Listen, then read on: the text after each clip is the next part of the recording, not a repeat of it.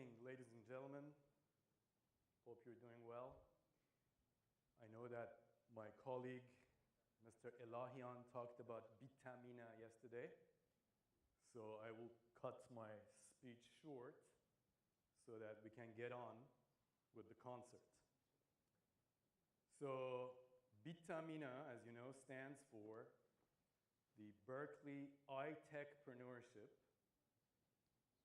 for Asia, Middle East, and North Africa. And BIT-AMENA, as you may have come to expect, is in the business of building bridges.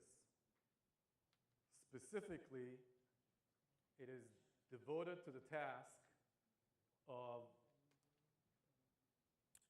closing the gap that has developed between social development and economic development in what we refer to as the Muslim majority countries in the AMENA region, or the Asia, Middle East, and North Africa region. These 32 countries that Kamran talked about. Now, if you look at levels of social development in all these countries, and I'm generalizing now, you will discover that for the most part, they have done a relatively good job in terms of attaining the goals of social development. And by social development, I mean raising literacy levels, especially for the young people and for females. If you look at our own country, for instance, in 1979, the rate of literacy hovered around 50%. Today, it's above 85%, 90%. And as far as the younger generation is concerned, those between the ages of 16 to 24,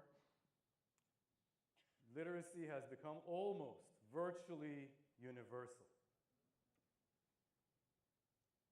If you look at the number of people with college and university degrees, or the number of people who are enrolled in tertiary education, prior to the revolution, the number in Iran was 300,000 students enrolled in colleges and universities.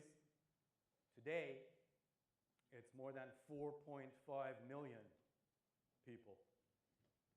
And last year, in the iBRIDGE conference, we learned that the country of Iran produces almost as many engineers as does the United States, roughly 125,000.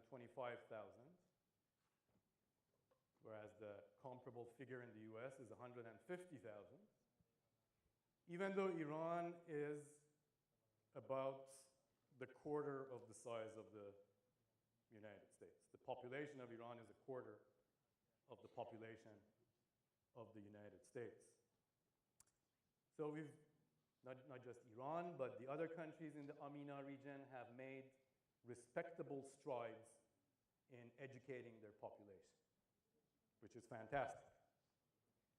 If you look at indicators of public health, again, you'll discover that very respectable achievements have been made. And in terms of promoting sanitation, healthcare, and so life expectancy has increased substantially in all of these countries, which is wonderful. So the goals of social development have partially been met. On the other hand, if you look at economic development, unfortunately, the achievements have not been as great. And that's why I'm talking about the gap that has developed between economic development and social development. All of these countries suffer from anemic rates of economic growth. Low growth. Not just low growth, but to the extent that there has been growth, the fruits of this growth have not been equitably distributed. So you don't have inclusive growth. Even if you do have growth, it's not inclusive. And the disparities in wealth and income have skyrocketed. These are economies which are not diversified, undiversified economies, frequently dependent, as Kamran mentioned yesterday, on extractive resources. Levels of productivity are exceptionally low. The economies are not able, for the most part, to compete at the international level. They produce very low value-added goods and services. And so the disparity has come about, whereby you have a population, or you have populations which are increasingly educated, sophisticated, refined, in tune with what's going on inside of their own countries and in the rest of the world, and their expectations, especially the expectations of the young people, have increased by leaps and bounds. And unfortunately, these are also societies where you will find, definitely in the context of the Middle East, you have the highest levels of youth unemployment and underemployment in the world. So you have raised the young people's expectations, and they are unable to fulfill their expectations. And if you're unable to fulfill your expectation, then you experience massive levels of frustration and distress. And this distress can lead to many types of social ills, including despondency, dejection, depression, drug abuse, prostitution, corruption, venality.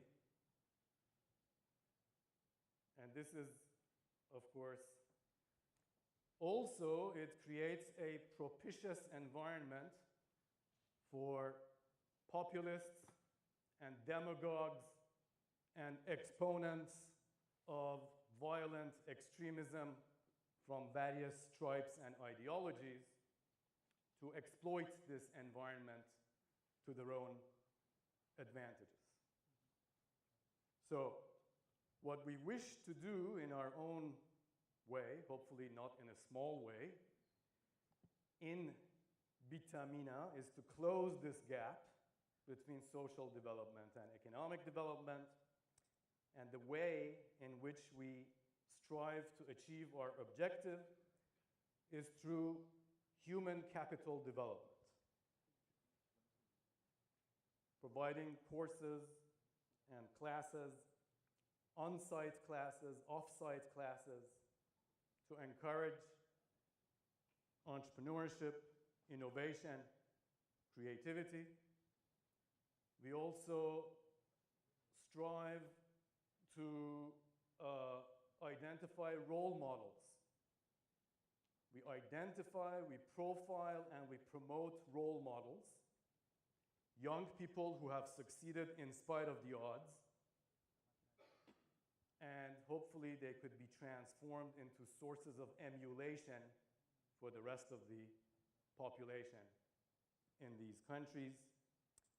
We aim to facilitate mentorship by creating the requisite platform at UC Berkeley. And we also offer our advice and counsel to those governments and regimes which are willing to listen to us on how to establish a propitious environment for the flourishing of high technology entrepreneurship. So this is what BIT-AMENA is all about. Now, I want to extend my gratitude to all of you for participating in this conference. And this conference, of course, is a significant component and helps to contribute to the achievement of our objectives. Thank you very much, and enjoy the rest of the week.